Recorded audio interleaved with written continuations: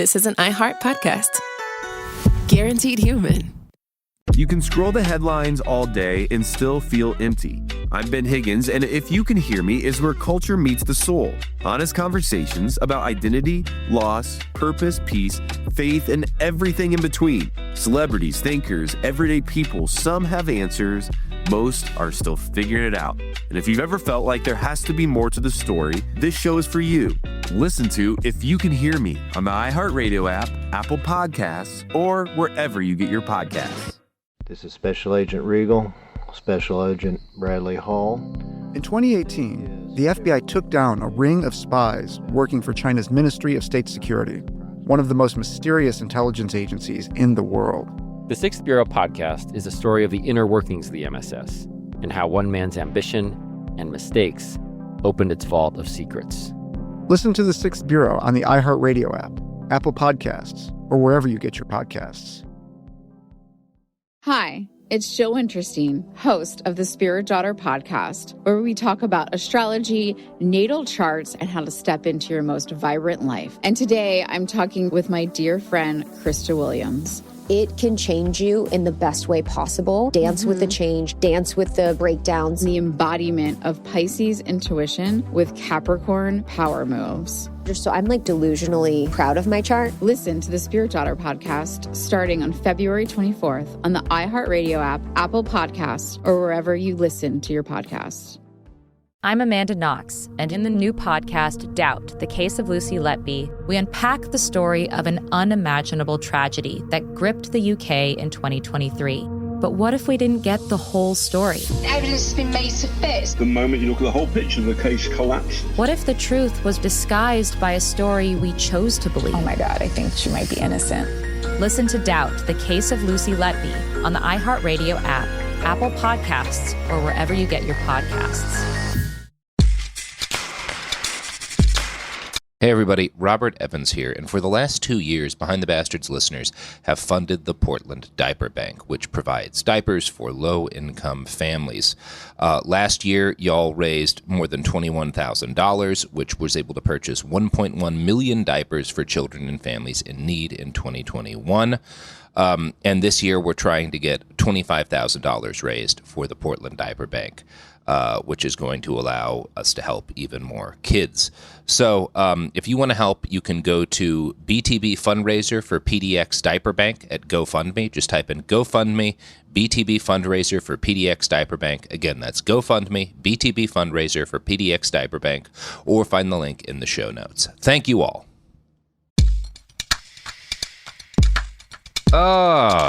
Behind the Bastards. Whoa. That's how I would say the show's name if we were drive time radio DJs. I'm really Shereen, glad. I'm really glad we're not. this life of podcasting with me? Get up at 5 a.m. every morning and talk to people on their, well, it's Wacky Wednesday. Horn Dog and the Apple here with you to do our morning Butts Day travel thing. Here's a fart sound. That could be us, Shereen. That could be how we live our lives. Anything for you, Robert. Anything. Like kings. We'll both get really addicted to cocaine. I mean, Shereen, problematically addicted to cocaine. And then I'll OD and have to go to the hospital, and then I'll become a born-again Christian, and I'll start another radio show, but it's super racist and right-wing, and then I'll become a congressman, and then the vice president of the United States. That's the logical timeline and route of any white man. Yeah. So I'm going to... That's like the shirt I wear every day. I'm going to just pinch it. Robert. What? Oh, everybody, we all love our former vice president, Michael Pence. Yeah, bless. God bless. Well, pin in that. We were just talking about how God isn't real. Come on, that's an obvious joke. We were just talking about how Charles Taylor has invaded Liberia. I mean, okay. or is like carrying out a liberation, freedom, civil war, yada, yada, yada. Anyway, he's got his troops. They're taking more and more of the country. And there's other warlords and there's other people like fighting against the government. Like it's not all Charles Taylor, but his forces are like gradually advancing on the capital. And as they advance on the capital in April of 1990, one of the places they advance I was on. born in April of 1990. Oh, well, this is happening during when you're a little baby. Little baby Shereen. So recent and weird. Little baby Shereen. Little baby Shereen. Charles Taylor's liberation forces reaching the outskirts of the Firestone rubber plantation. Now, the guy in charge of it, this dude Insminger, who's again like the expat, the white dude who's like running this plantation, he sends out a message to all of the Liberian, like the indigenous workers who live on the plantation, and he's like, "Don't worry, be calm. There's nothing to fear." He says repeatedly, like, "I'm not, worried about what's going to happen. The rebels, aren't going to fuck with you. Like everything's fine. Keep right on working." Now, you want to guess if he's saying the same thing to the expats, the white workers who live there with their families? I don't like where this is going. He sends them a confidential letter saying, "Due to the current unstable political situation in Liberia, we believe it is prudent to plan for the worst case scenario." He tells them to pack emergency supplies to fill up their cars to meet its secret rally points in case of an evacuation. And he states, "The information contained in this memo, even the very existence of this memo, should not be discussed with persons covered by it." He also sends home the wives and children of all the expats who work there. So, here's the cool thing. Wish I was surprised. They're fine. Because again, Charles Taylor, also not a stupid person. I don't want to, but he invented Converse. He did. After inventing Converse, he invades Liberia, and he's like, "I'm not going to murder a bunch of like white people working at the Firestone. That's not good for me. Like that's going to piss off all of these governments that I don't particularly want angry at me right now." For the brand. Yeah, because that's the kind of thing that's going to get Doe a bunch of weapons from the whoever, right? Like you don't want to murder. So I don't think he ever had any intention of harming the expats working there, just because it wouldn't have been a smart thing to do. But this has become an ethnic war at this point, right? Doe is massacring the members of ethnic groups that are opposed to him. Taylor is massacring Kron and members of like other allied, like ethnic groups that are allied with Doe and his regime, right? So when Charles Taylor's forces reach the Firestone plantation, they start picking out all of the people who are members of these groups that are their enemies and massacring them. Quote from ProPublica. "The first person the rebels killed after crossing the river, according to several witnesses, was a mentally handicapped man. He was gunned down in the street. Next, the rebels began hunting down people who belonged to tribes closely associated with the ruling regime. Kevin Estel, a British expatriate who was Firestone's agricultural operations manager, recalled seeing piles of dead bodies of Liberians lying outside the Harbel supermarket. He was told the rebels had executed the men in public because they were from a rival tribe. They had been stitched, riddled with bullets from AK-47, straight up and down their bodies," he said. "They were left in the street, their bodies swelling in the sun." So that's good for Firestone. Like, hey, you guys are fine. Don't worry about it. White people, get the fuck out. Exactly. Like, pretty messed up. That's pretty bad stuff. God, fucking white people. Well, I would say so. I would say none of that's good behavior. I would say both abandoning your workers, not telling them they're in danger, only protecting the white people. Yeah. Should we boycott Firestone? Why do I know this? I think there are things we do to Firestone property that would be good, but boycotting, I don't know if that's the most effective thing that could be done. I've gone there a bunch of times. I didn't know this blood diamond history. You know what I mean? Yeah. I don't know. Make a Molotov out of a Chuck Taylor Converse and huck it through the window of a Firestone tire store. Deal. Okay. So, when Charles Taylor invaded Liberia, his plan probably was not to spark the building of a series of child militias filled with drug-addled and heavily armed kids. But it kind of happens as the invasion proceeds, right? Once his forces are in country, they're engaging with Doe's forces, he's running up into shortages of manpower. The decision to arm kids just becomes militarily pragmatic. So at this point, Doe has spent like the half decade he's been in power sending his military to different provinces and killing all of the men he can find, raping most of the women, and then often killing them too, right? And as a result, there's a shitload of angry, starving orphans in Liberia, whose parents got murdered by the regime. Yeah. Now, if you're Charles Taylor, you're always short of dudes to hand guns. what's a great source of manpower but a bunch of like 12-year-old kids who were pissed off because their families died? Yeah. If anything, they're like, they're potentially more loyal because you're giving them they're very loyal. Yeah, a purpose and a family-ish. They are starving and they need an authority figure. Yeah. Charles Taylor provides both. So he gives these kids guns and he gives them cocaine. And other drugs, but cocaine is the big one. Because, man, let me tell you, I mean, this is just something I've learned a lot. If you want to get a child to fight for you, you got to give them a lot of cocaine. It's good to know. That's the best way to get kids to fight with you. It's good to know. Or for you. Whatever. Both, really. So these kids had been exposed to the culture of human sacrifice and corpse desecration engaged in by the most prominent and powerful adults in their world. Again, these kids grow up seeing both kind of the president's signpost aspects of this, and then after the Civil War, they see all of these warlords doing this shit. I mean, they're beyond traumatized. You can only imagine what they saw before their very eyes all the time. It's more than traumatized. Certain aspects of this have become normalized. This is what you do in a war. This is what you do to exert power, right? And to take power for yourself, to protect yourself. These are practices you engage in. So as Taylor's men take more and more of the country, journalists start to see roadblocks manned by small boys units, draping their command posts with the bones and guts of slaughtered enemies and civilians for like ritual purposes to protect themselves.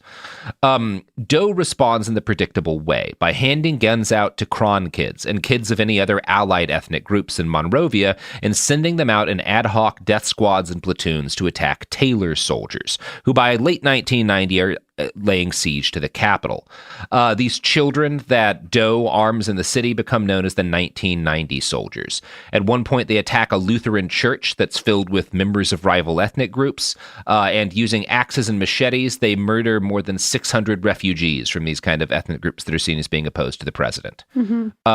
Like kids just massacring 600 people with axes. Like, and again, these are like, some of them are like 10, like 9 and 10, like little kids often. Yeah. So Taylor has a lot of initial international support for obvious reasons, but it becomes quickly obvious that he is just as vicious as Doe, right? There is not a real moral difference between these two dudes. Which men that want power will do anything. Yeah, Liberian expat positions like Ellen Sirleaf, who had supported Taylor initially, quickly dropped him. And she'll get like attacked later on because she helps fund him early. The Economist? Is this what we're talking about? Okay. Yeah, but also like, you know, he didn't start off doing some of the shit he would later do. I don't know. I'm not going to weigh in on that too much. But so the good Doe, Jackson Doe, tries to join up with Charles Taylor's forces at one point, and Taylor like uses him a little bit as like a billboard. Like, look at us, you know, we're legitimate. This guy really won the election. He's on our side. But then a couple of weeks later, Jackson Doe disappears, and nobody knows what happens to him. Probably because Taylor's like, well, I'm going to be the president. So let's get rid of this guy. You're actually needed here. Yeah, you're not really needed. You're not really useful here. So as all this killing continues, the world just kind of watches on in shock. Taylor's forces gradually box Doe into pretty much just controlling the capital, and his overthrow is only halted by the arrival of an international military mission made up by soldiers from West African states, although Nigeria is basically 100% of the effort, and it's more or less Nigeria intervening in order to try and have things work out in a way that's best for Nigeria, right? That's often what you'll hear people claim, at least. Right. So it's because Doe connected to the U.S. and Nigeria also wants some. Yeah, there's a number of reasons. I'm not going to attempt to lay into like, but yeah, this supposedly international mission is primarily Nigeria, and it's primarily Nigerian forces. So they set up shop in the capital to like monitor things and try to negotiate a peace between Taylor's forces and the Taylor's forces and Doe's, or the different rebel groups dominated by Taylor and Doe. But this doesn't go anywhere because none of the belligerents are really willing to discuss any kind of peace as long as Doe remains in the country, and Doe's not willing to leave. And so the situation is stymied once again until on September 9th, 1990, President Doe gets in his motorcade to visit the International Military Mission's headquarters, and through a comedic series of errors, he winds up captured by troops from the AFL, which is the party that Charles Taylor is a member of. Now, the AFL splits in two at one point, and Taylor is in charge of a bunch of the troops, and then another guy named Prince Johnson, who is a warlord, is like in control. He's like also a major warlord in this period, right? So these guys are in the party that Taylor's affiliated with, but they're under the command of this other warlord, Prince Johnson. Okay. And I'm going to quote from the Liberian Civil Wars. The events that followed were captured on film by a Palestinian journalist representing a Middle Eastern news agency, the result of which was a snuff film that later found its way into circulation all across West Africa. The sequence opens with Prince Johnson seated at a desk, a can of Budweiser beer in his hand and a string of hand grenades slung around his neck. Opposite him, seated on the floor and dressed only in underwear, with his arms and legs tightly bound, was Samuel Doe. A rambling interrogation followed, interspersed with hymn singing and prayer as Prince Johnson and an audience of his men grew steadily more inebriated. Doe could be heard pleading for his arms to be loosened and appealing for brotherhood, while jeers and general conversation punctuate the background scenes. Then, at a certain point, Johnson thumped the desk and ordered Doe's ear to be cut off. Doe was held down by several men as one man armed with a knife cut off his ears as he wailed and thrashed on the floor. And so it continued. The torture went on between bouts of muddled interrogation and snippets of discussion of Doe's potential to escape, despite his condition, thanks to his juju power. Death no doubt came slowly, and it is generally accepted that he died in the early hours of September 10th. Wow. So, pretty nasty. Also, pretty similar to how the last guy goes out, to how Doe kills the last president. That's a good point. That's a very good throwback. Yes. Liberia at this point, when you've had two presidents get tortured and executed by the guy who takes over after them, that's not a good precedent, right? Yeah, that's not a good track record, I would say. Look, the U.S. has had a complicated history with democracy. I don't want to get up on our high horse, but I think it's fair to say that's not an ideal transition of power. That's not the best way that can go. Yeah. Yeah. I just recently remembered how you opened up this entire story about someone named Butt Naked, and I'm so curious how we're going to land there. General Butt Naked's coming, baby. Okay. I would love. Yeah, that was He's a graphic. Not as fun a figure as you're thinking right now. Well, I know you know because I told you he's not. I know. He's not as fun as he sounds. Right. Okay. Fine. So you might think this would have been the end of things, hopefully, but obviously the violence just continues. Taylor's victory against Doe sets off a 6-year period of kind of free-for-all civil warfare. Now, Taylor is in charge in the capital for much of this, but the capital city and a lot of the country gets split up by this patchwork of different militia units. They're all allied to different strongmen. All of them call themselves generals. Some of them are in charge of armies that have thousands of guys. Some of them it's just like a couple of dozen dudes, right? They all call themselves generals. Most of these guys are pretty young. We're talking in like their 20s.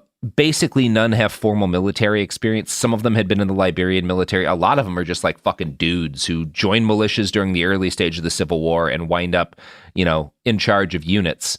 At this point, are you? I know no one has all the answers, but like, is Taylor like revered or like, oh, this person saved feared. us? He's feared? No, because the violence never ends. Okay, like nobody likes Doe, but like Taylor's not bringing peace to Liberia.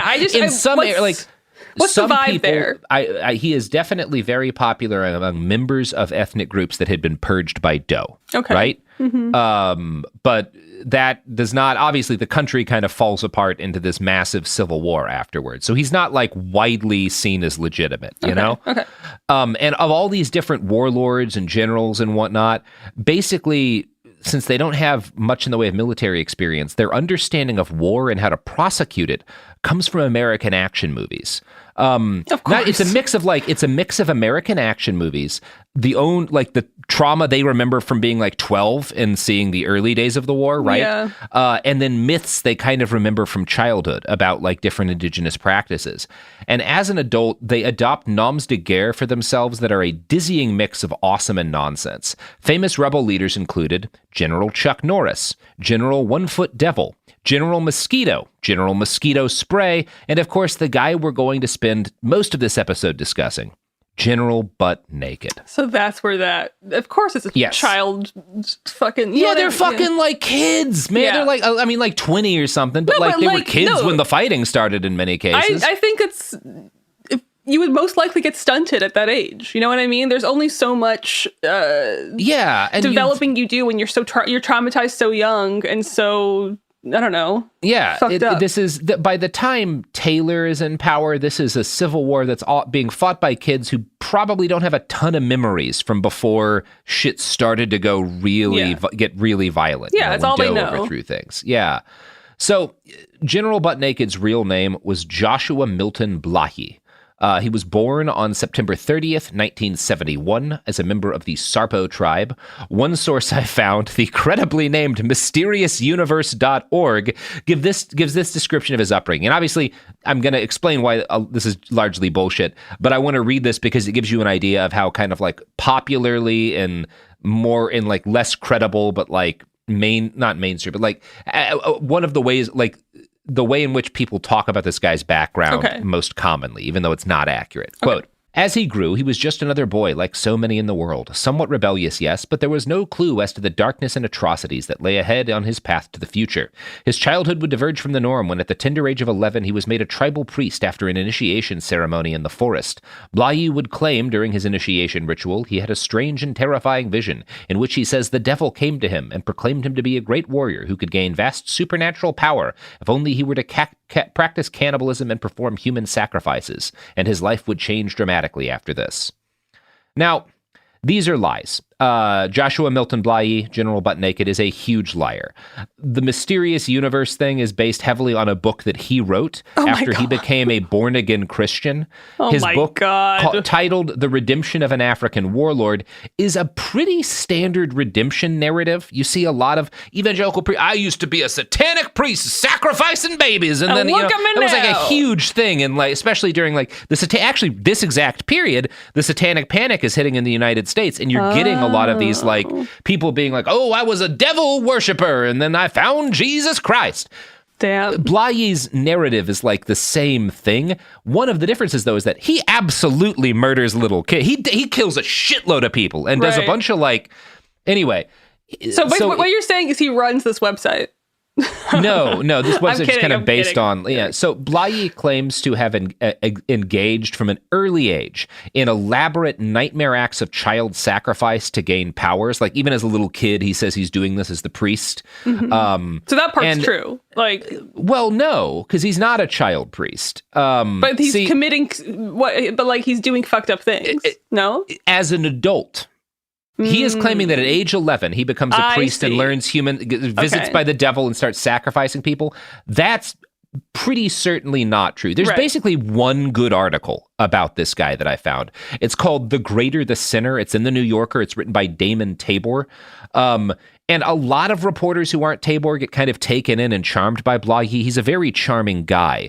Tabor talked to his family, though, and among other things, he pretty easily punctures the myth that Blahi was some sort of child murder priest. Quote, Harrison Shine Challer, another of Blahi's half-brothers, told me that he had been unaware of Blahi's life as a priest. As far as Challer knew, Blahi was merely a rebellious youth. Their mother would give him money to buy food for the family, and he would disappear into the streets of Monrovia for weeks at a time. He left school after the 3rd grade and later sold Kool-Aid and chicken soup at a local market, wearing a purple necktie, purple shirt, purple trousers, and purple shoes, so people would recognize him.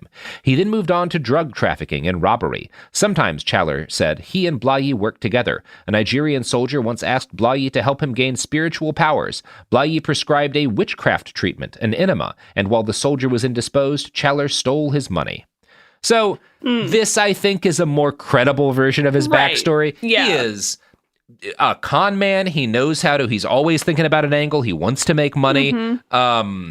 And I think we'll get into this more later, but I think he adopts this very American Christian, but although not just, because Liberian Christianity has a lot in common with like the revival, like you see a lot of the same things over there, these revival meetings, speaking in tongues. They have as much a claim to it as Americans do, obviously, because again, they're started out as a colony, but that's what he's doing. When you hear about these crazy stories of like him sacrificing babies for magical powers, that's what he's doing. Yeah, it's all part of the con. He is also, as a warlord, as we're going to get to, he commits a lot of crimes against humanity. Do not get me wrong. This is a very complicated story for that reason. So again, in order to puncture his claims about his early life, Tabor also goes on to note that while witchcraft and human sacrifice are a part of some indigenous beliefs in West Africa, nothing like the sort of child priesthood that Blaye describes, where he's like picked to be the tribe priest at 11 and has to carry out sacrifice. Nothing like anthropologists have found no evidence of anything like that existing in indigenous societies and communities in Liberia. Quote, David Brown, a social anthropologist who has worked in Liberia since the 1970s, said that he had never heard of a secret society that matches Blaye's description. I spoke with many other experts who agreed. One called Blaye's story ludicrous. And again, part of what he's playing on here is the fact that white people are willing to believe any kind of shit you tell about this stuff, right? I was going to say, like, that's why it's so many people bought into it. They're just like, oh my God, that's what these cultures are crazy and it's savage. Of course that would happen. Yeah. And you know what else white people are always willing to believe in, Shereen? Capitalism. And the products and services that support this podcast. All backed heavily by white people. Oh, God. What? I mean, that was too real. I mean, yeah. I did not enjoy that at all. Well, at all. Sometimes things happen and they can't be stopped.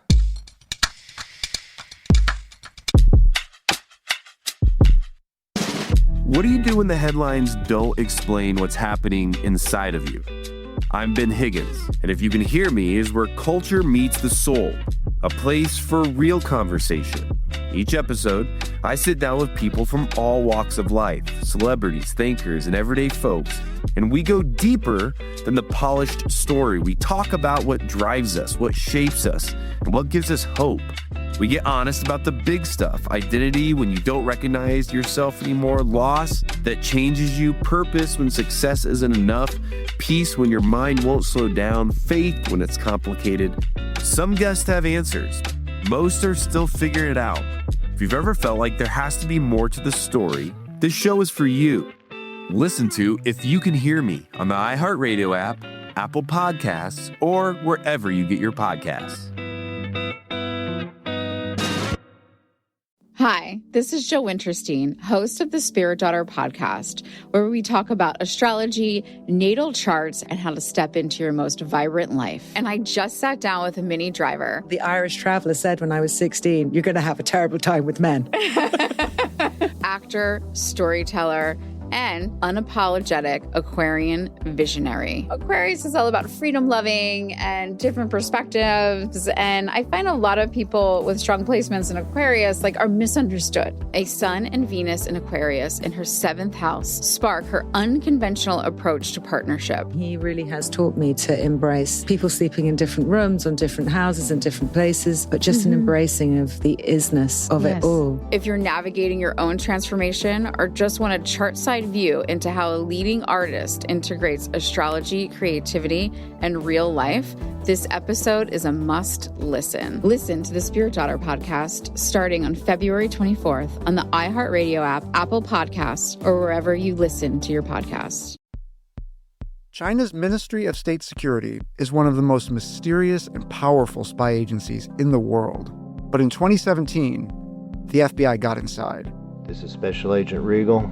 Special Agent Bradley Hall.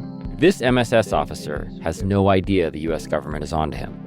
But the FBI has his chats, texts, emails, even his personal diary. Hear how they got it on the 6th Bureau podcast. I now have several terabytes of an MSS officer, no doubt, no question, of his life. And that's a unicorn. No one had ever seen anything like that. It was unbelievable. This is a story of the inner workings of the MSS and how one man's ambition and mistakes opened its vault of secrets. Listen to the 6th Bureau on the iHeartRadio app, Apple Podcasts, or wherever you get your podcasts. In 2023, a story gripped the UK, evoking horror and disbelief. The nurse who should have been in charge of caring for tiny babies is now the most prolific child killer in modern British history. Everyone thought they knew how it ended. A verdict, a villain, a nurse named Lucy Letby. Lucy Letby has been found guilty. But what if we didn't get the whole story? The moment you look at the whole picture, the case collapses. I'm Amanda Knox, and in the new podcast, Doubt, the Case of Lucy Letby, we follow the evidence and hear from the people that lived it to ask what really happened when the world decided who Lucy Letby was. No voicing of any skepticism or doubt. It'll cause so much harm at every single level of the British establishment of this is wrong. Listen to Doubt, the Case of Lucy Letby on the iHeartRadio app, Apple Podcasts, or wherever you get your podcasts. We're back from ads. So we're talking about Milton Blahyi. So Blahyi now claims that when Sergeant Doe took control, and this is, again, I'm going to be talking a lot about things he claims about his backstory. I will tell you when it's true. I think it's true. Okay, right? Okay. So one of the things Blahyi claims is that when Sergeant Doe took control of the country, right, back in the 80s, he was Doe's official spiritual advisor. That's what Blahyi that already sounds like bullshit. Absolute. There's no evidence of this. A lot of casual write-ups of General Butt Naked will say it will either just say that he was, or that he. Sometimes they'll say he claims. I don't think they put enough emphasis on the fact that, like, there's no fucking evidence of this. Yeah. One source claims he did black magic to help Doe win election or re-election, which is not true. Doe did not win re-election. He burned people's ballots and committed genocides. I don't know. He does get affiliated with Doe at some point. It's not impossible. They did some sort of like ritual maybe they or said something hello. together. But again, the idea yeah. that like he was his spiritual, I just have not seen hard evidence of it. But to give you an idea of more of the lurid claims made about Blahyi during the Doe period of time in Liberia, I'm going to quote again from mysteriousuniverse.org.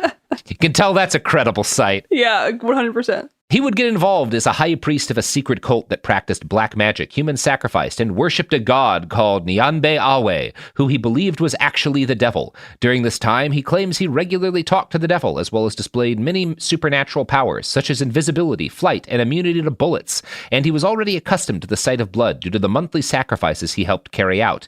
But it would not be until civil war came to Liberia that he would truly carve out his legacy as a ruthless, frightening force to be reckoned with, and truly earned his moniker, the most evil man in the world. He just made himself into like a superhero villain. He kind of does. Yeah, that's absurd. Mm-hmm. And he is a really bad dude, don't get me wrong, but like we'll continue. So when it comes to the question of what did this guy actually do, right? What is his real background? Things are a lot murkier. Many sources will say that he will kind of, just because he calls himself a general, will assume he was a major military leader. He was certainly well known. He was infamous within the city of Monrovia, which is where he was active, right? And where a lot of the fighting is occurring. A lot of people knew him in Monrovia. But basically all good documented evidence of him as the warlord general Butt Naked is pretty much just 1996, right? Now, he's fighting, he's involved in different militias to some extent prior to that, but really his career as Butt Naked is like 1 year. Okay. Now, that's when he's 25, if I get the math right. Something like that, yeah. Now, based on what his brother said, we can assume he probably spends the early year, like while Doe is in power, he's probably mostly like smuggling drugs, doing some mid-level scams and crimes. He's not Kron, but he's like an ethnicity that is kind of allied with Doe's with the Kron, with like Doe's people. So he does, when the Civil War starts, he joins a militia that's allied with Doe's political party, and he fights on that side of the conflict of Taylor. So he's on the losing side of the initial stage of the Civil War, right? And when Doe gets killed, Blahyi joins a militia called the United Liberation Movement of Liberia for Democracy, which is made up of former soldiers in Doe's army and other Kron. Charles Taylor is the big enemy that Blahyi and all of his fellows were fighting, and by the mid-1990s, Taylor had turned the process of making child soldiers into something of a science. Taylor's small boys units numbered thousands of kids and were made up mostly of orphans who swore allegiance to Popeye, as they called him, like Popeye, I think like Papa. And he would have some prove their loyalty by killing their parents. Wow. Because they were so loyal and impressionable and drugged up, they made excellent shock troops. From a write-up in ProPublica. He presented himself as a Baptist who neither smoked nor drank. A mesmeric speaker, he would appear before adoring crowds dressed in fine white linen, spouting promises of democracy, jobs, and better days. At other times, he wore camouflage and carried an AK-47. He would talk to the radio to announce the impending capture of a nearby town, then magically do it. For many in Liberia, the spirit world remains close at hand. In such a place, Taylor became something more than a man, mystical, powerful, otherworldly. So this is the guy that Blahyi is fighting against, right? Right. So he starts in the mid 1990s. It's probably I'm not going to say he was only butt naked for a year, but like he starts to like go from just being a guy involved in the Civil War to a militia leader in kind of the mid 90s when he starts recruiting children himself. Mostly kids who are like 9 to 10, some who are like older in their teens, but like a lot of the kids he's recruiting are little kids. And he has them fight naked, and he fights naked. Blahyi claimed that this was because being naked made his magical powers more effective. He could go invisible and he could avoid bullets more easily. And one thing people point out is that like he legitimately was fighting in a bunch of battles naked. There's video of him naked with guns and like fighting, killing people with machetes and stuff.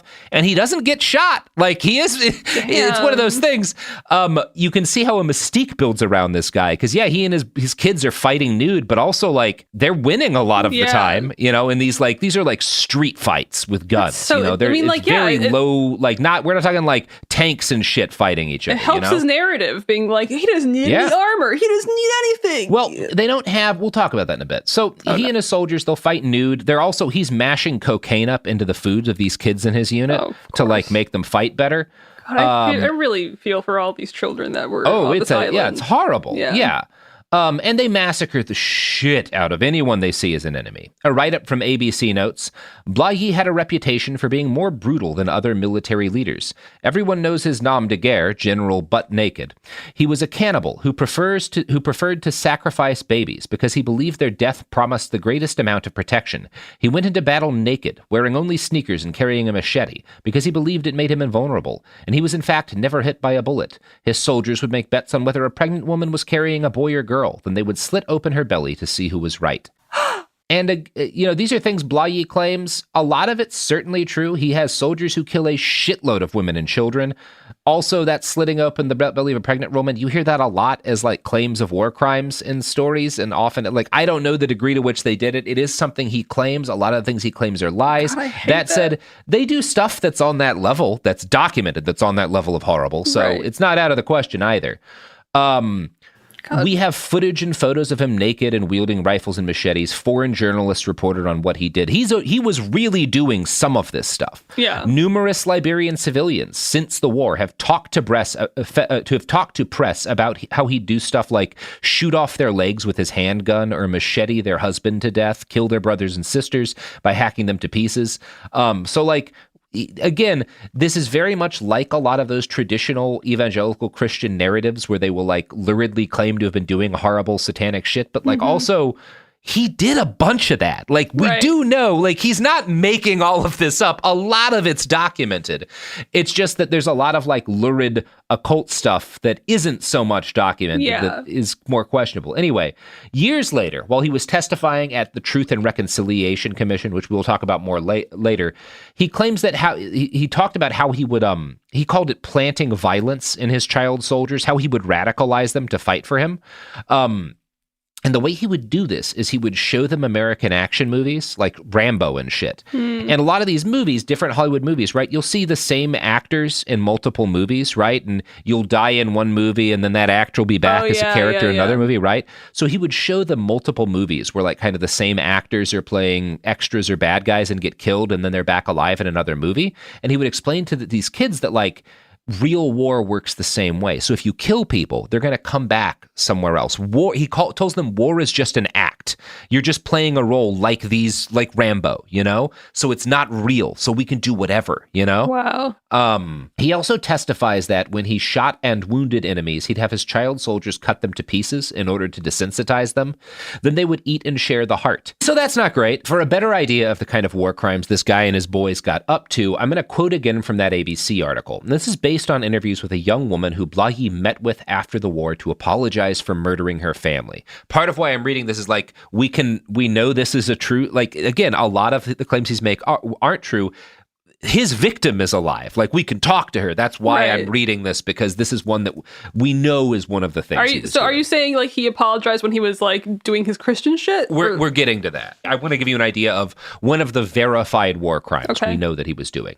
A group from the Kron tribe was searching for enemies within the country, which in a civil war consists of any member of another tribe. Her older brother, Daniel, was hiding a nanny from the Geo tribe who had been working for the family for years. "It'll be okay," the mother said. Faith heard the screams outside the huts as the men approached. Suddenly she saw a naked man with only a machete in his hand. Why is the man naked, she wondered. Then she saw the other men, about 25 of them, as she estimates today, carrying guns. They had heard there was a Geo woman in the village. Daniel stood in front of the nanny to protect her. "She is a human being, like you and me," he said to Blahi. Blahi responded with an order. One of the boys stepped forward and chopped off her brother's foot. Then he hacked off his lower leg, followed by his thigh and his hip, methodically working his way up the body. Eventually, her brother fell silent. Blahi told everyone to lie on the ground. His men raped her mother and her sisters, and then killed them. Guai says, "They didn't rape her, but they didn't rape me, but they did things to me I don't want to talk about. They left me with a blemish that I will always have." At some point, Blahi said that things were moving too slowly, and that there were other military operations to attend to.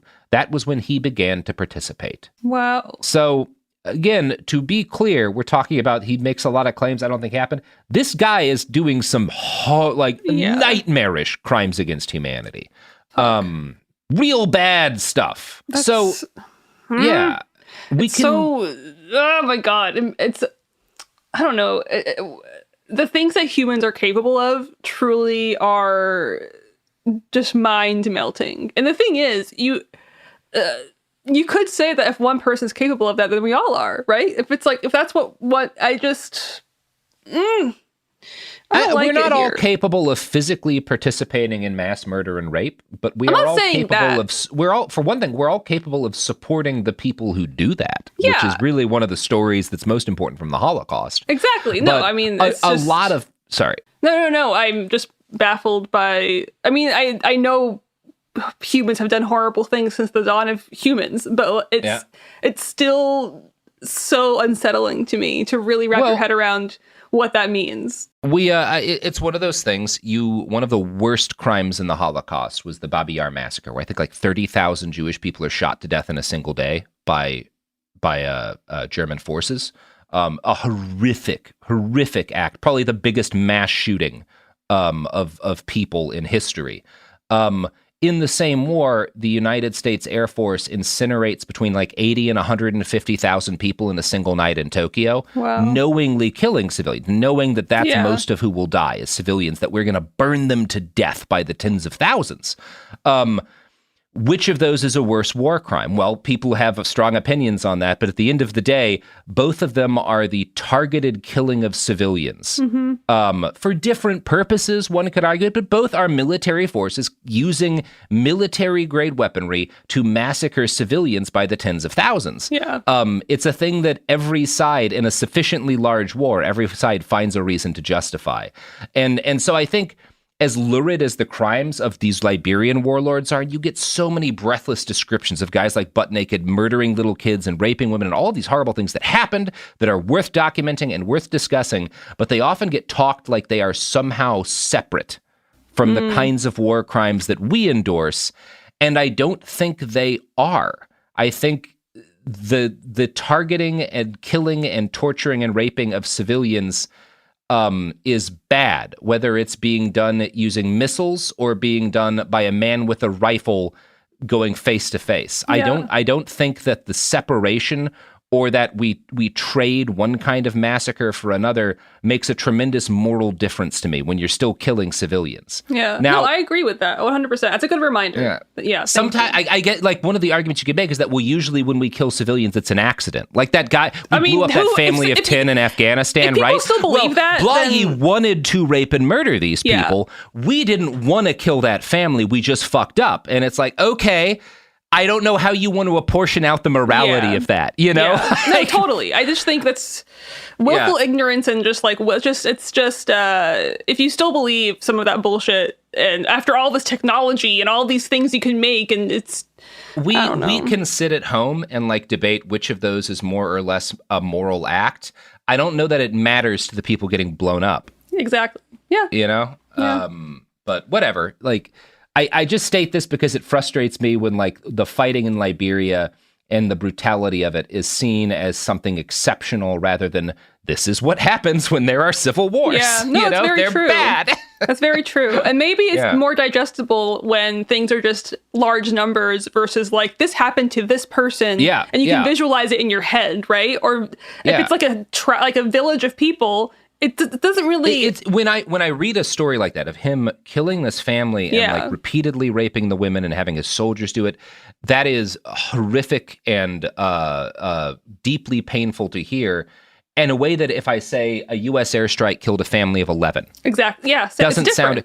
Now, if I were to describe to you what shrapnel does to the bodies of little children, if you were then perhaps you would have that reaction if you went into detail about what that bombing did to the bodies of these people. Yeah, exactly. But it's just like sometimes, especially now, we just hear all this, 18 casualties in Palestine or whatever, and it's like we're desensitized to what does that numbers. fucking mean? Yeah, and we get these stories because they seem foreign and terrifying, and like they're doing magic, and they're these drug-addled warlords doing these horrible things.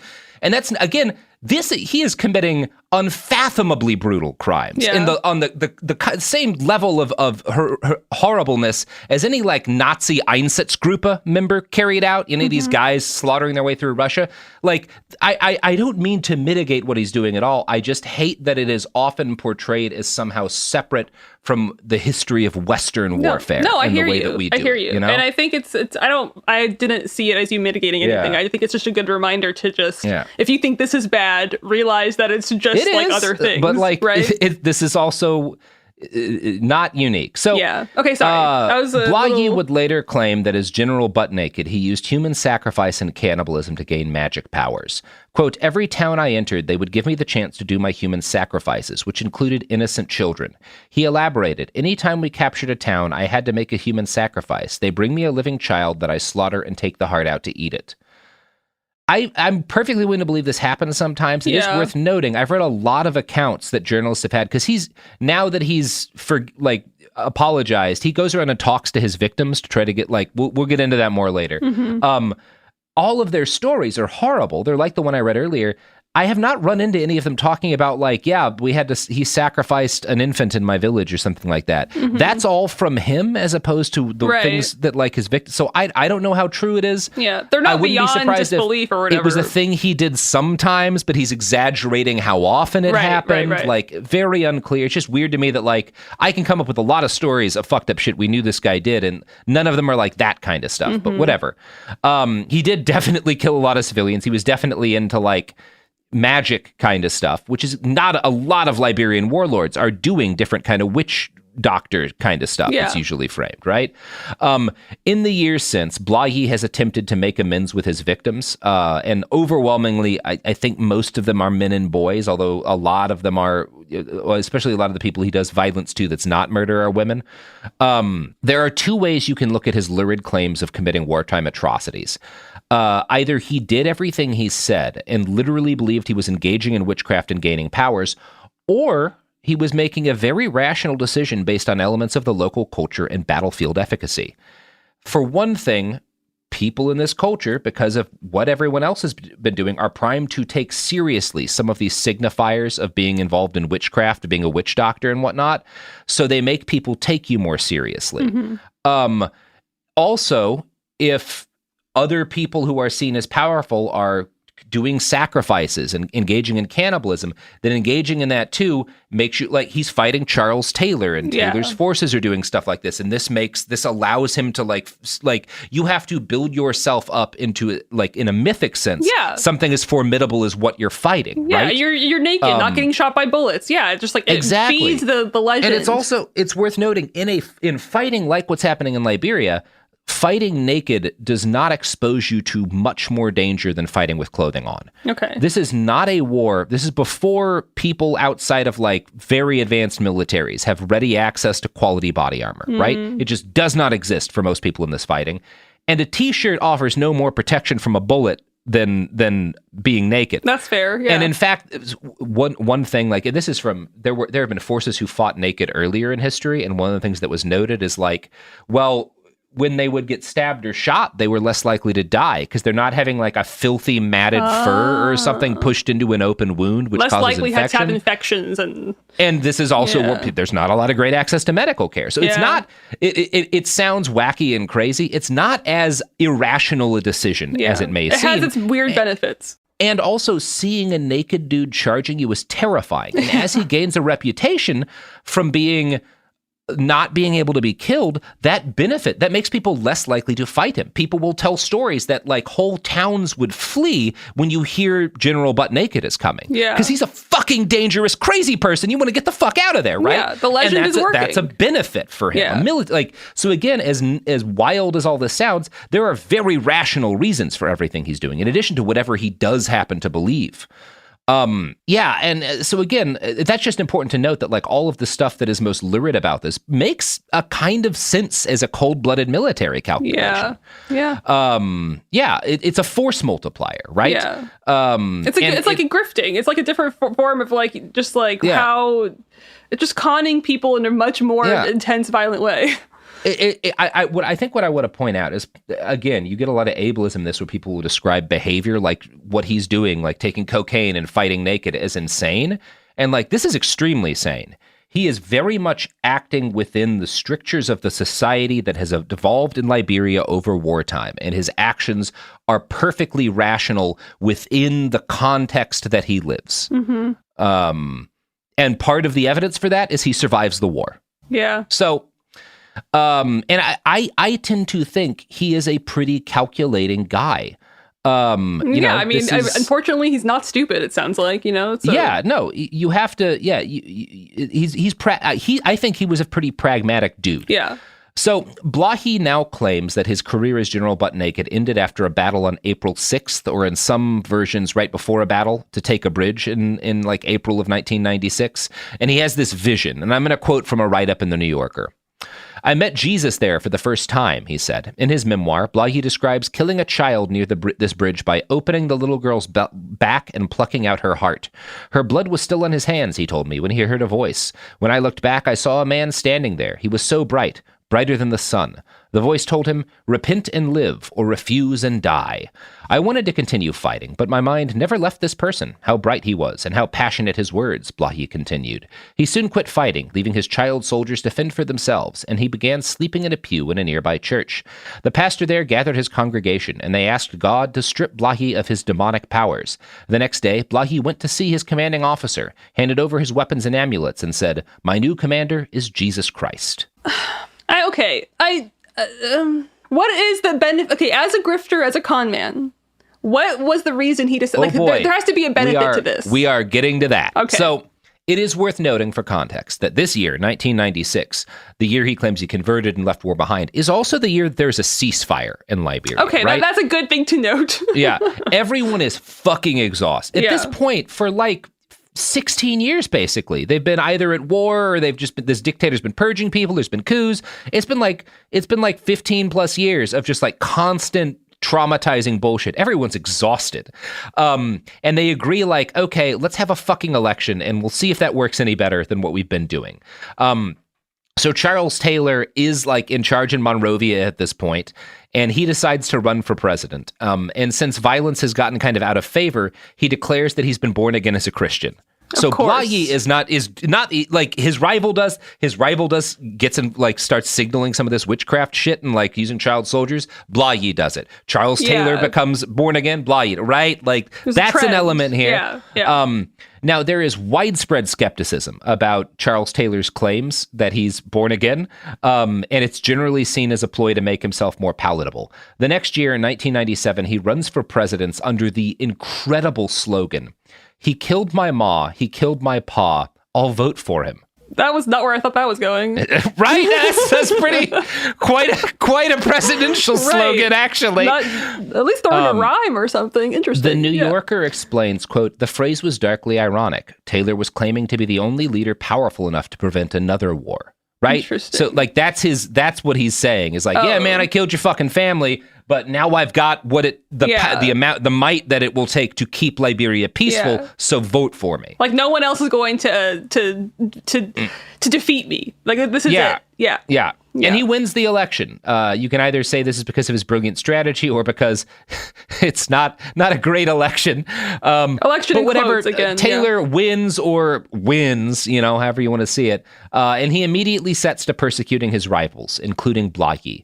The former general butt naked flees to Ghana, where he lives in a refugee camp, and he claims he learns to read and studies the Bible during this time. Of course he does. And he also says this is when he starts spending time face to face with people who had been his victims. Who are like, what the fuck are you doing here? You're the reason that we had to leave, you know? So he spends like a decade kind of hiding. In 1999, the Civil War starts up again, right? They have like 3 years during where there's this election and Taylor wins.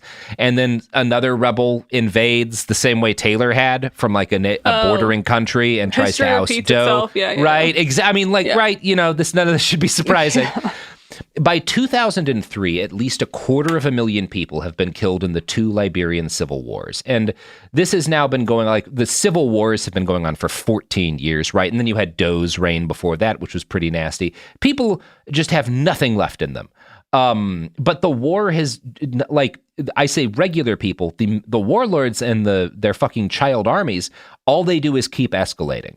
And as kind of the year begins, Taylor is fighting for his life in the city against a siege from an opposing rebel party, just like Doe had been doing against him, right? This is like the 3rd time this shit has happened.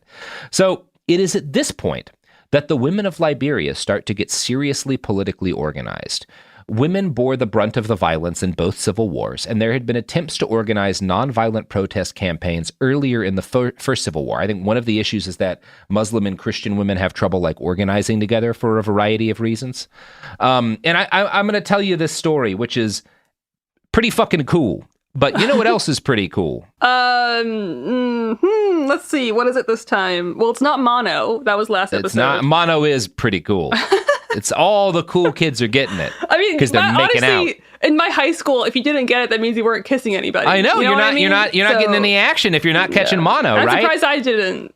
No, actually, no. That's a reason. Because I never had all your playering. That's not clear. Yeah, it's a. Yeah, neither did I. I wasn't cool I don't enough think to I'll get ever mono. have it. If that makes sense. Anyway, womp womp. Go ahead. I have faith in everyone here's ability to catch mono.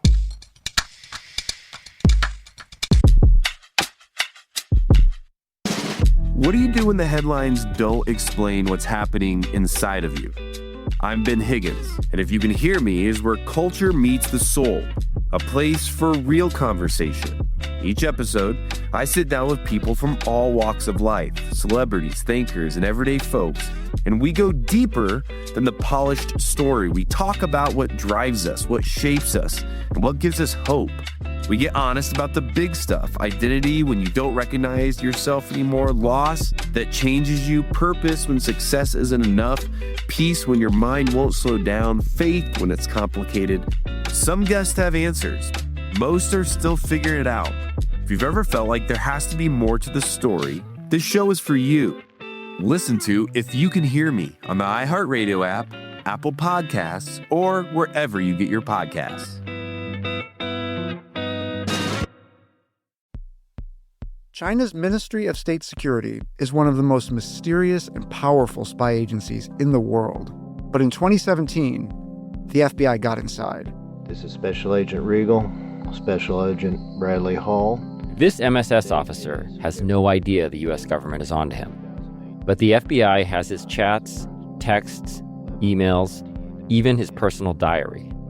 Hear how they got it on the 6th Bureau podcast. I now have several terabytes of an MSS officer, no doubt, no question, of his life. And that's a unicorn. No one had ever seen anything like that. It was unbelievable. This is a story of the inner workings of the MSS and how one man's ambition and mistakes opened its vault of secrets. Listen to the 6th Bureau on the iHeartRadio app, Apple Podcasts, or wherever you get your podcasts. Hi, this is Jo Winterstein, host of the Spirit Daughter podcast, where we talk about astrology, natal charts, and how to step into your most vibrant life. And I just sat down with a Minnie Driver. The Irish traveler said when I was 16, you're going to have a terrible time with men.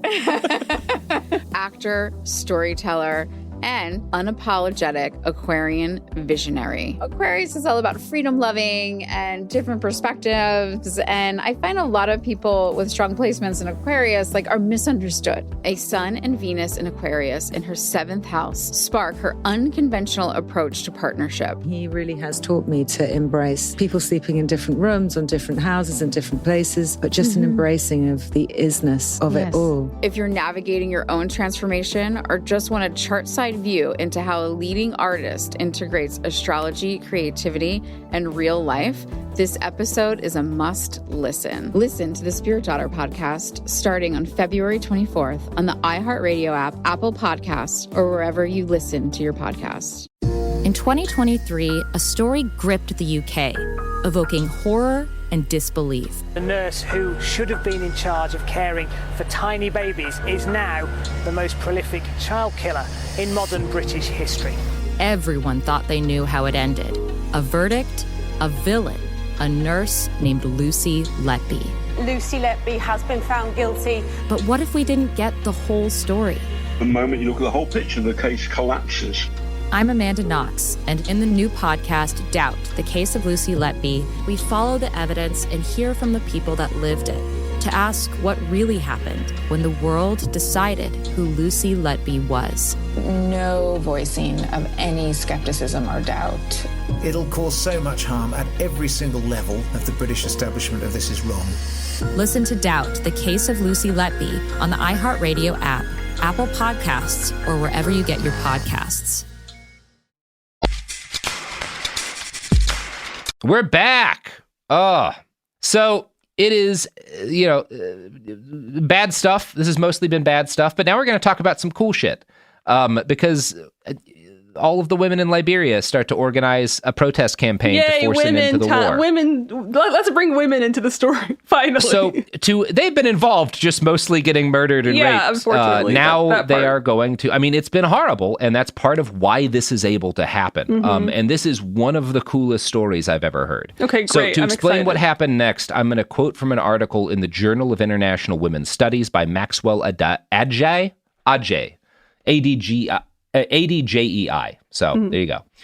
Engulfed in a cycle of violence and with no hope for a better future, a group of Liberian women under the leadership of Lema Gabawi came together to form the Women of Liberia Mass Action for Peace, WLMAP, to demand an immediate end to the conflict. Initially, Gabawi, a Christian social worker with the Lutheran Church, had intended the organization to include a small group of Christian women who would meet regularly to pray for peace. However, when word spread about their meetings through the community, one Muslim policewoman, Asatu Ba Kenneth, became highly impressed with the women's vision and volunteered to mobilize Muslim women to join the movement. Following initial concerns that having Muslims in their ranks would dilute their faith, the Christian women ultimately resolved that because bullets don't pick and choose between Christian and Muslim women, it would be in their interests to work together for peace. That's a very good More point. importantly, having a united front of Christian and Muslim women would send a clear message to the people of Liberia that neither the government forces, predominantly Christian, nor LURD forces, predominantly Muslim, were fighting for their religious interests. While addressing WLMAP for the first time, Gabawi declared that, "In the past we were silent, but after being killed, raped, dehumanized, and infected with diseases, war has taught us that the future lies in saying no to violence and yes to peace." For the thousands of women gathered, this impassioned speech by Gabawi, more than any ethnic or religious affinities, represented the level of frustration with the conflict and the extent to which they were willing to commit to bring peace to their country.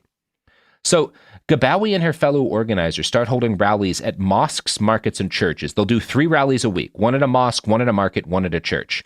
These are all so that they're reaching everyone, right? These are the 3 places everyone's going to go to, at least one of these 3 places. And they start reaching out to other women and gradually expanding the reach of their organization and demanding peace. Once they've built themselves up into a sizable organization and they'd had time to discuss a more detailed plan of action, they issued a statement condemning all sides in the Civil War for their abuses of women and children, basically saying none of you were legitimate because all of you were just massacring people, which is not an inaccurate way to analyze the Liberian Civil War. Next, quote, In defiance of President Taylor's ban on public marches, WLMAP staged its first mass protest at Monrovia's Fish Market, a location that would make the president see them on his daily commute to the office. While using radio and printed flyers to spread word about the protest, Gabawi and her team encouraged women to show up for the protests in white clothing without any jewelry or makeup. For them, this would send a signal about their serious commitment to peace and unrelenting desire to remain independent of either side of the conflict. Heeding to their calls on the radio, over 2,500 women from different social backgrounds, clad in white t-shirts, showed up daily for the sit-in protests which took place over the next several weeks. In each of the gatherings, the women would sit, dance, and sing for peace while displaying placards and banners with messages such as, "The women of Liberia want peace now," "We are tired," "We want peace, no more war," etc. For a while, Taylor was able to ignore the women, but their crowds kept growing larger and larger. He was eventually forced to take their petition and promise his willingness to hold ceasefire talks with the rebels.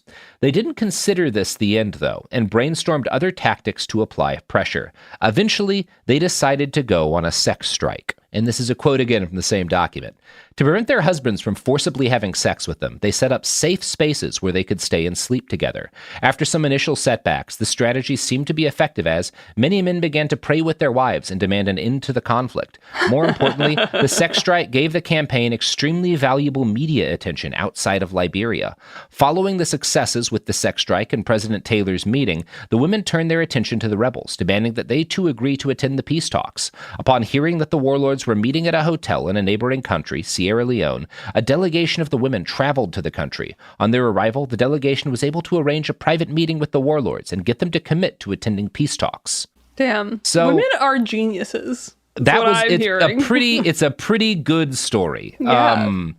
It's not, there's other stuff going on, other factors working for peace. Obviously, like talk about these ceasefires and stuff have been going on for a while. It is not just this that leads to an end, but this plays a significant role in the end of the Second Liberian Civil War, which is pretty cool. Yeah. I think. Not that we need more evidence of this, but women smarter than men. You know what I mean? So that's just proof. This is definitely a story where the women are the ones who are much smarter. Yes. And also very much like, Lysistrata is this old Greek play about the Peloponnesian War with the plot of, like, this is the plot of it. Like, the women in Athens decide to go on, like, a sex strike to force an end to the war. Yeah. I mean, if you think about it, if nothing else is working, you use what is weaponized to you, like, for your benefit, you know what I mean? Or, like, take advantage of what people see you as. And it's important to note, like, there's a lot that they have to do in order to make this work, including setting up safe spaces where they cannot get, like, the document that I cited there. Is really worth reading because there's a lot more that go. Like, there's a ton of organization. Yeah. This is a very involved process. I'm giving you, like, really broad strokes here. So Taylor is eventually forced to resign and go into exile. International peacekeeping troops enter the country. The rebels lay down some of their arms, and broadly speaking, things get a lot better. There were elections and more elections, and these all eventually culminate in the election of Ellen Johnson Sirleaf, who becomes Liberia's first female president. So this is all great, and things in Liberia get much better because of this. But peace is only achieved because there have to be a lot of ugly compromises, right? So when the war ends, one side isn't crushed.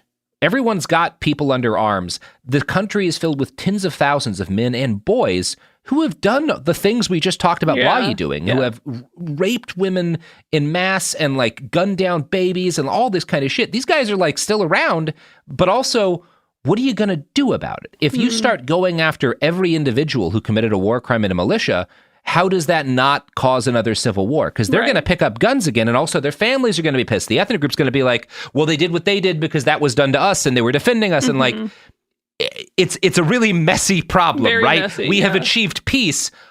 What do we do? To what extent can we punish the people who did bad things during the war? How? So this is not, they don't have a simple answer to this, but they decide to hold a Truth and Reconciliation Commission. And the purpose of this is to investigate the worst offenders and basically go through this list of people they know had done fucked up shit, talk to as many of them as they can, investigate it, and then decide, broadly speaking, do we pardon them or do we prosecute them? You know? And this is where General Butt Naked comes back into the historic record. God, so he's been hiding for like a decade, hanging around. When he hears about this, he shows up on day one of the hearings and becomes the first warlord to testify. He admits to of his own volition. Yeah, he enters that he's not even in the country. He comes back to testify. He is the first, I think, like the only person to admit to war crimes on this level. He admits in front of this to recruiting child soldiers, to raping women, to murdering civilians, to sacrificing babies, to everything we've talked about. He admits his personal death toll at 20,000 people. Now, that's not possible. He is effectively leading a platoon. There's like 30, 40 kids that he's commanding at any given time, maybe a company at the most. There's just no way he killed a tenth of the people who died in the Liberian Civil War. Yeah, but this guy exaggerates, right? We know that. Right. Yeah. He's a fan. And also, there's a Vice documentary about him, which we'll talk about in a bit. There's problematic aspects of that. But some of the Liberians who were interviewed in that suggest that, well, he's not literally saying me and my forces killed 20,000, but the side we were working on in the period where I was one of the leaders of that side killed, which is broadly plausible, right? Yeah. And, so that's a thing you'll hear. The commission did not really question him on anything. They seem to kind of be in awe of him and the fact that he's coming and admitting, and he's saying that, like, I feel terrible, But that's the move. It's the smart move. If you did something stupid and you immediately admit to it, there's something almost endearing about it. You know what I mean? Yeah. It's just... Yeah, that's why I always, when I finish drunk driving my 4Runner through a trailer park and shooting an AK-47 out the window, I always leave a note that says, real sorry. And that's why everybody loves me in the trailer parks. I'm just saying, if y'all cheat on your partners, instead of getting caught, if you admit to it, less likely they're going to hate you. You know what I mean? Stuff like that. Not the AK, whatever the shit that you just said. But yeah. Also, none of this works on cops, so don't try it. So the commission does not really question him on any of this stuff. One member tells him he has good leadership qualities. They seem to just be blown away that this guy's like coming to them and just saying what people broadly know is true. Next, from the New Yorker, quote, Blai's testimony was front page news in Liberia. Strangers hugged him on the streets of Monrovia, and journalists came from all over the world to interview him. The Daily Mail ran a profile under the headline, Face to Face with General Butt Naked, the most evil man in the world. Vice featured Blai in a lurid travel documentary called The Vice Guide to Liberia, which has been viewed more than 10 million times on YouTube. Bojan Jancic, the pastor of an evangelical church in the East Village, saw the video and later became one of Blai's benefactors. Blai has written 5 books, a memoir titled The Redemption of an African Warlord. It was published in 2013 by a small Christian press. In the foreword, Jancic wrote, Not since the conversion of Saul of Tarsus on the road to Damascus have I ever heard a conversion story more radically compelling. I'm trying to look him up because I need to know, again, we've talked about this before, I'm sure, on an episode I've been on, but like, you said he was charming, but if you're good looking-ish, even if above average, you can get away with more shit. So I want to know what he looks like really quick. He's not, he's like a big dude. He's pretty like muscular. So it's Blah, so he's not really Blahyi. He's not really I'm kind of more into like, anyway, whatever. But you said he was charismatic, so that's probably part of it too. He's very charismatic. There's a reason he's conning people all his life. I'm sure some, and when he's younger, I'm sure he's also considered more handsome. Okay, sorry. But I think he's a really good talker. You know, that's kind of more the deal. I guess more than attraction. That's what or attractiveness. That's what probably gets you more cons. It's the talking ability. It's being a good charisma talker. And yeah. So Blai's detractors will argue that he pretty much just parlayed his fame as the repentant warlord into a new career. Wow. Charismatic and well-spoken. He's in this Vice documentary early on, and it gets him a benefactor. Somebody starts giving him money to like do things, to like try and make things right. That's so fucked up, dude. And he like right after he gets kind of famous for going to this thing, he establishes a home for former child soldiers, like a rehab home to like help them. It definitely exists, or it has at points. There's a Vice documentary from 2011 called The Redemption of General Butt Naked. And it films him and his soldiers and like, or these former child soldiers, and they're all saying like, oh, he saved my life. I would have died I was living on the street. He did bad things, but like, he's our basically our father now. He's saving us. But Interestingly, that documentary is filming him while he gets a death threat and he flees the country for Ghana. And his soldiers all wind up back on the street and are like, what the fuck, he abandoned us while he lives in a hotel. So right, yeah. There's criticisms of Vice's coverage of him, which spans a couple of pieces, but they do get that piece of his life. I mean, but then it benefited him more than anything. Like, imagine this. You're in hiding and he thinks of a way that not only can he get out of hiding, but he can benefit off of it and make money. You know what I mean? Like he did the perfect con. He's smart. Yeah. So by the time that New Yorker article comes out, he's back to running a halfway house. He comes back to Monrovia. He starts another halfway house. He's running one again for these child soldiers in Monrovia. And this seems to be thanks. He gets the funding to do this from a white American lady named Brenda Weber, who saw The Redemption of General Butt Naked, one of the Vice documentaries, and contacted him on Facebook. Now, she and her husband owned a small pharmacy. I forget just how modern everything is all the time when you're talking Facebook. So she sees this guy and she is taken by him and she wants to help. And she does this like, I think a lot of white ladies do, where they decide like, and white dudes, just white people thing, where they decide, I want to help Africa. Yeah. And this guy seems legit. Let me just give him a bunch of money to do a thing. So yeah, they do this. They set up a halfway house using this lady's money. And in the New Yorker interview, this woman, she's getting grifted and conned out of her life savings. I also don't care too much.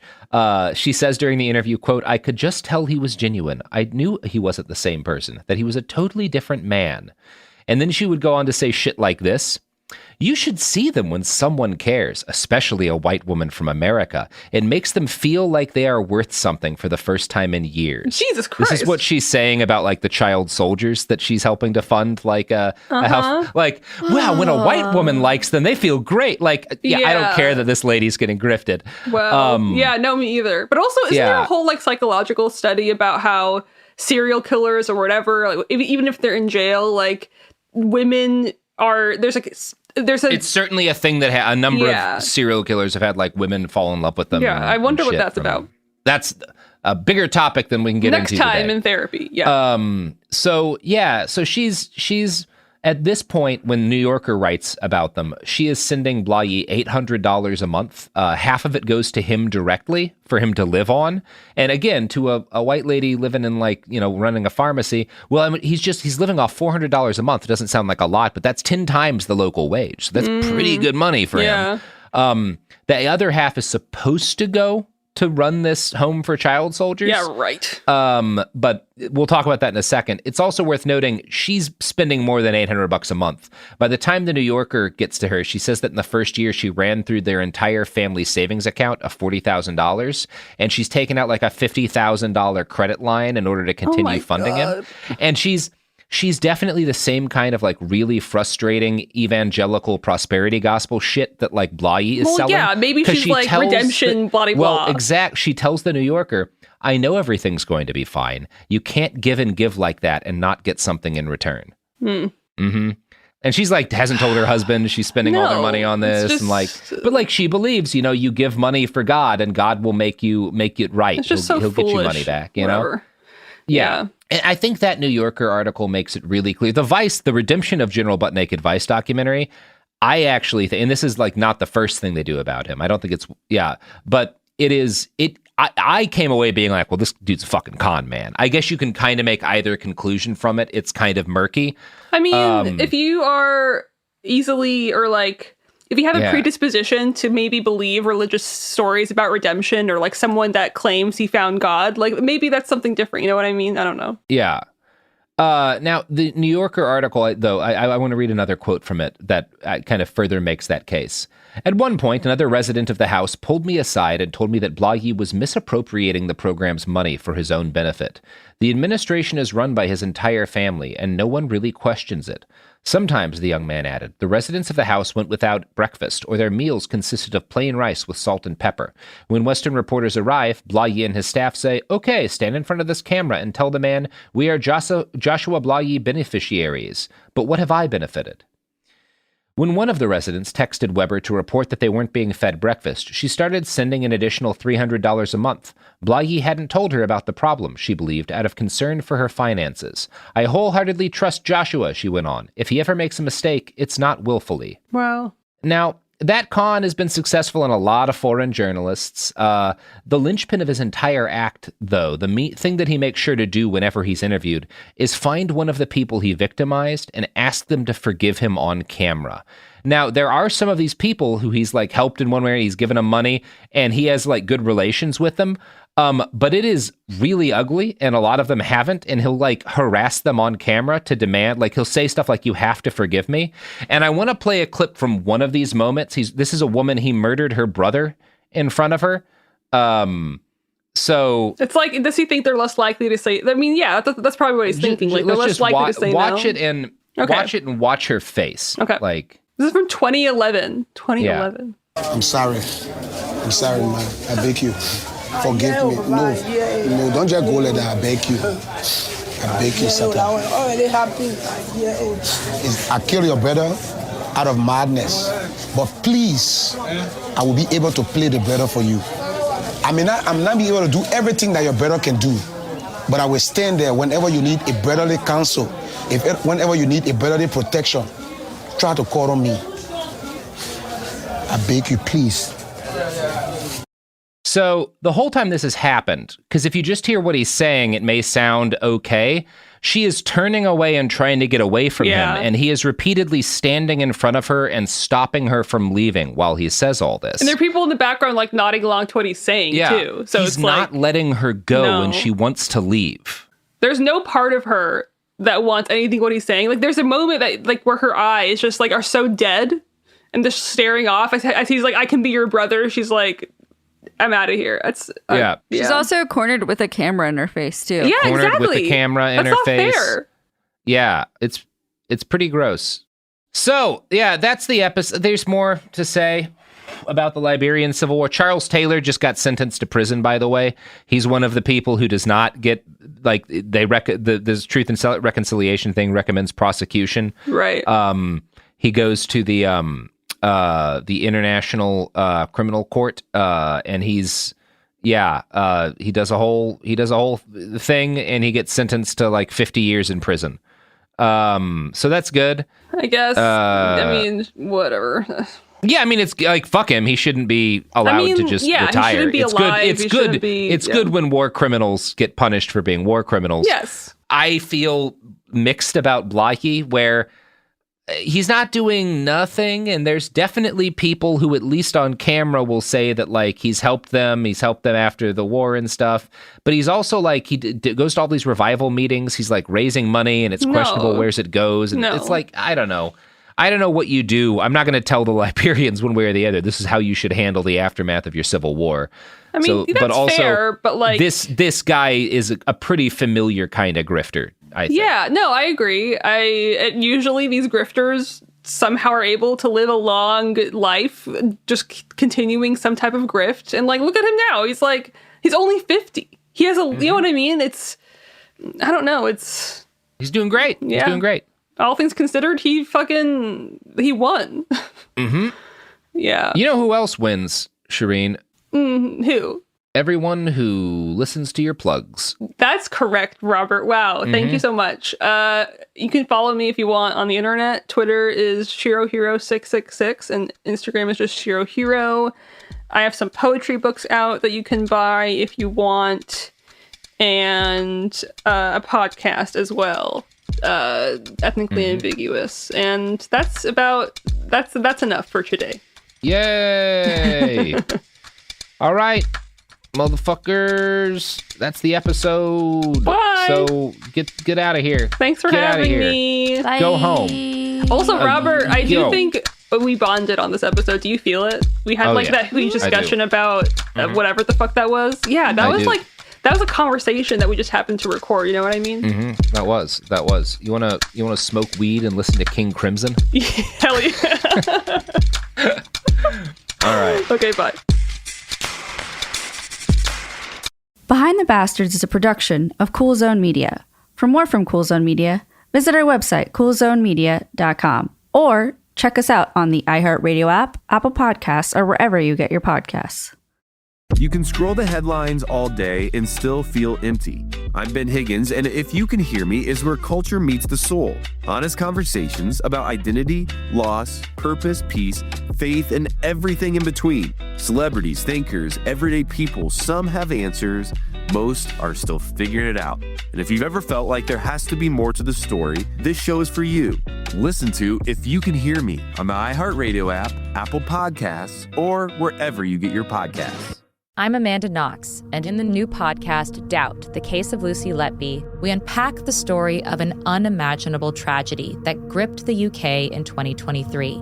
But what if we didn't get the whole story? Evidence has been made to fit. The moment you look at the whole picture, the case collapses. What if the truth was disguised by a story we chose to believe? Oh my God, I think she might be innocent. Listen to Doubt, the Case of Lucy Letby on the iHeartRadio app, Apple Podcasts, or wherever you get your podcasts. This is Special Agent Regal, Special Agent Bradley Hall. In 2018, the FBI took down a ring of spies working for China's Ministry of State Security, one of the most mysterious intelligence agencies in the world.